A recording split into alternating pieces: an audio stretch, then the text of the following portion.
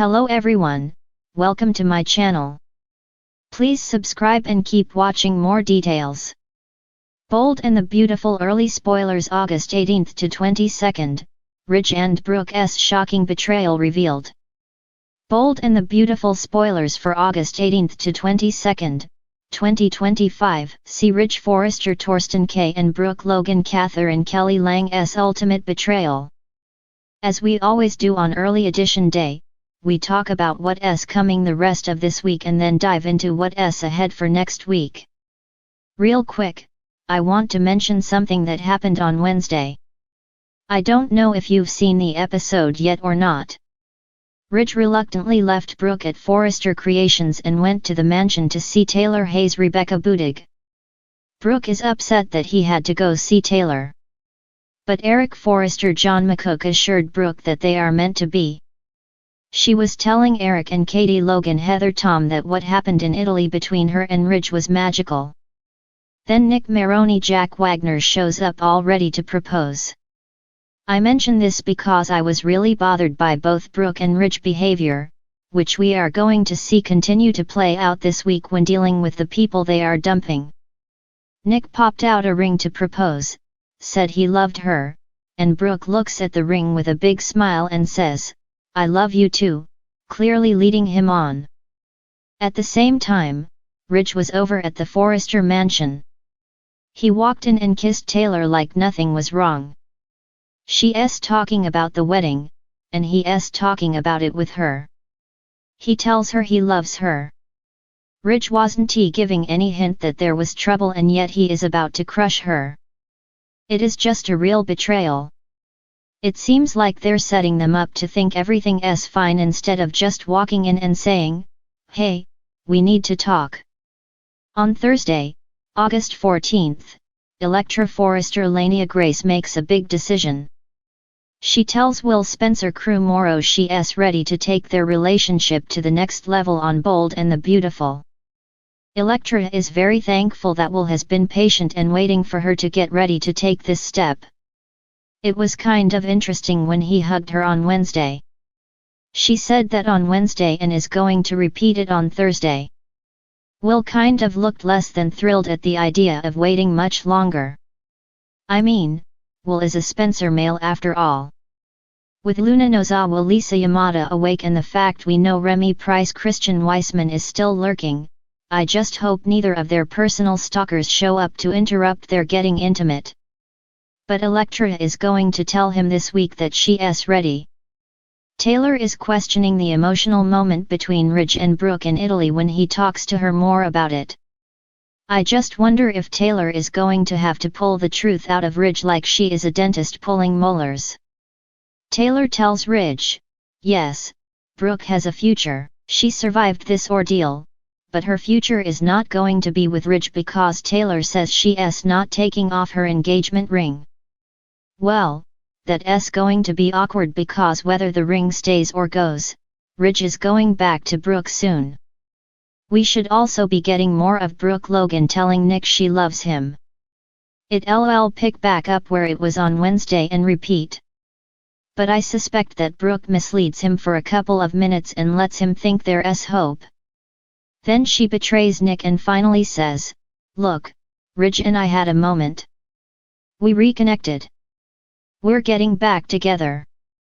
What I'd really like, by the way, is to see a conversation between Nick, who's been dumped, and Taylor, who's been dumped before Nick leaves town.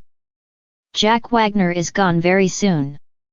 He is already back filming the new season of When Calls the Heart. However, I just feel like Nick and Taylor aren't going to have that conversation because Brad Bell doesn't give us nice things. So I doubt it will happen, though I wish it would. On Friday, August 15th, it will either happen on Thursday or Friday, but by the end of this week, Bill Spencer Don Diamond is over at University Hospital to confront Dr. Grace Buckingham Cassandra Creech. We know from a phone call that Finn Tanner Novlan made to Liam Spencer Scott Clifton that Grace indeed turned herself into the cops. But then she's back at work. She's in her lab coat, she's at the hospital. How does that even happen? Maybe the police need to get a statement from Liam and Bill before they file charges. We'll see. But Bill's going to go over there, and he has already said he's going to make her pay. I'm very interested to see what he says. He's going to rip Grace a new one, and those are scenes not to be missed. Also on Friday, Sheila Carter Kimberlyn Brown overhears Katie at Il Giardino asking Deacon Sharp Sean Cannon if she can throw a small party for her son, Will. I'm guessing it's probably Katie planning a birthday party for Will since he was born on September 25, 2012.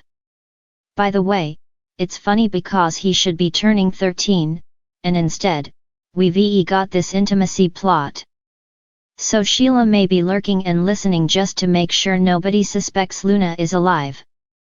Sheila may also be spying on Will because she knows how obsessed Luna was with him. Let's face it, she still is obsessed with Will. Right after she woke up from that coma, Luna was thinking about kissing Will Spencer. So the crazy is not out of Luna's system. Liam did not shoot her sane, and that's a little scary. Also on Friday, Sheila and Lee Finnegan Naomi Matsuda spend time with Luna, who is healing. She's moving right along in her progress. She's still in the hospital bed. But she's in civilian clothes. She's in jeans. She's hanging out, laughing with the grandmas. Sheila brings her granddaughter a present. The three of them discuss that no one can know that Luna is alive. They are figuring out how to get her a new life. I suspect it has to be outside of LA. I do know that Lee Finnegan said she wanted to rehabilitate her granddaughter niece, but I'm not sure if that's possible. The week of August 18th through 22nd, Liam is trying to figure out what is next. He had quit his job when he and Bill Spencer argued. But I know Liam's dad wants him back at Spencer Publications. You know, this has just been earth-shattering for him. He's got to put his little world back together and figure out where he goes from here. Ivy Forrester Ashley Brewer may finally tell Liam she still loves him. He's been mostly hanging out with Hope Logan Annika Noel these days, but she's engaged. Thomas Forrester Matthew Atkinson is also on his way back to LA, which is another complication. Ivy told Elektra recently how Liam was the best boyfriend ever. Of course, we know Ivy really wants Liam back. I would like that because it would mean Ivy would stick around. Elektra is ready to get intimate with Will. He's going to be thrilled. He's been very understanding. But at the same time, I doubt Elektra is going to say, okay, and they jump straight to it. I'm betting Will Spencer might be wanting to jump straight to it now that she has said, okay. Hope fills Carter Walton Lawrence St. Victor in on Liam's ordeal. Daphne Rose Muriel Hilaire may be interested and may use Liam's new lease on life to shake Carter's confidence in his engagement. Luna is worried about what comes next as well. But what's troubling is that Will is still on the front burner of her brain while he and Elektra are moving forward. They're very relieved she's dead. It just seems unlikely that Will and Elektra nightmare with Luna is really done. Sheila makes Deacon suspicious. She's going to be spending a lot of time away from Il Giardino, hanging out with Luna and Lee. I bet Deacon wonders where she is.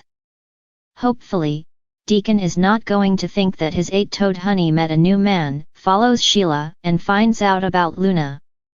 Also, Brooke may lose patience waiting for Ridge to ditch Taylor if he doesn't man up and take care of business in these 2 weeks. We'll see how that goes. Plus, you may have already heard Thomas is back in early September. Also, Taylor is still in LA in early September. I've seen leaked scripts with her name listed as one of the characters during the first couple of weeks. That has me worried that Thomas Forrester won't stay and he just comes back to support his mom and take her out of LA. That would really stink if we only get a drive-by. Fingers crossed, Matthew Atkinson is back for a more permanent return.